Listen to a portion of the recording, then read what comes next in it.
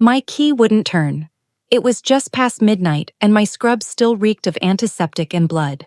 After 18 hours in the ER, all I wanted was quiet, a bed, and the comfort of home.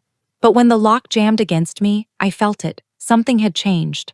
The door cracked open just enough for me to see her face.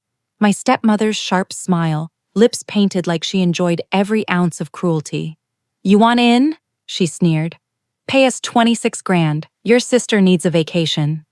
Her words cut deeper than any wound I'd stitched that day. 26,000. As if all my years of study, every ounce of exhaustion, my entire life could be reduced to their price tag. I didn't argue. I didn't plead. I gave her one calm nod, turned, and walked away. I'd first met her when I was 12, right after my father remarried so quickly after my mother died. I wanted to believe in family again.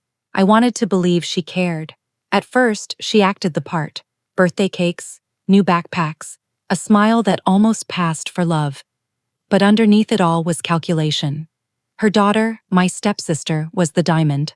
I was the nuisance. Still, I swallowed it down.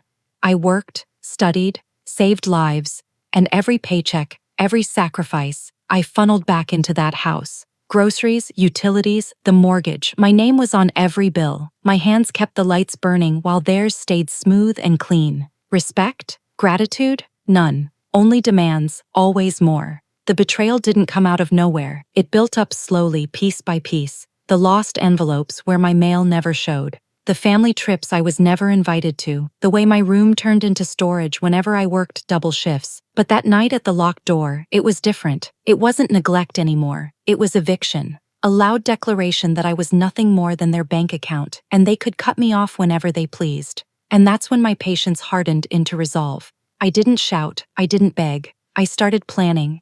The house was still mine, legally. Before my father passed, he'd split it down the middle, half to me, half to her. She loved to pretend that detail didn't matter, but it did. Step 1. The lawyer. I handed over every receipt I'd kept.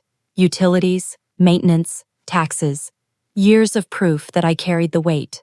Her freeloading wasn't something she could deny anymore. Step 2. The bank. I froze the joint accounts. She was used to dipping straight into my paycheck, but that faucet shut off overnight. Step 3. The letter.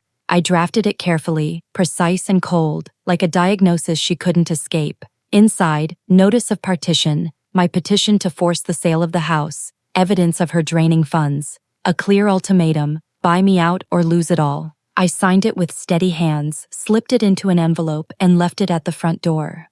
The next morning, her scream ripped through the neighborhood. A high-pitched animal sound, rage mixed with panic. Neighbors peeked through blinds, stepped onto porches. Half curious, half entertained. She stood barefoot on the porch, the letter trembling in her grip. My stepsister hovered behind her, wide-eyed, clutching a robe. I leaned against my car, calm and collected, watching from the street.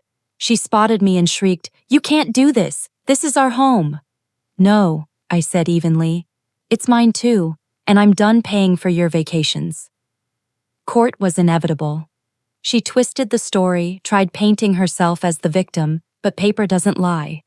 My record sliced through her excuses one by one. The judge didn't take long. The order was final. The house would be sold, proceeds split. Her face cracked like shattered glass.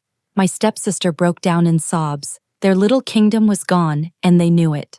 I walked out without a single glance back. Within months, the house sold. I took my half, invested it, and bought my own place. Small, but mine. A front door that opened to my key. No strings, no conditions. They moved into a rental across town. Cheaper, smaller. Their vacations vanished. Their comforts stripped. Sometimes I drive by, not to gloat but to remind myself. Justice doesn't always arrive in sirens or shouting. Sometimes it shows up in quiet little envelopes. Do I feel guilty? Not at all. Because real family doesn't lock you out after 18 hours of saving strangers. Real family doesn't demand 26,000 so their princess can sip cocktails in Greece. They thought they held the power. They thought I was weak. But I learned long ago, silence is the sharpest blade. Patience is the deadliest weapon. And when the cut finally comes, it leaves scars deeper than any knife. Now, when I slip my key into the lock and hear that click, I smile. Because every time the door swings open, it reminds me, I chose freedom, I chose revenge, I chose myself, and they chose wrong.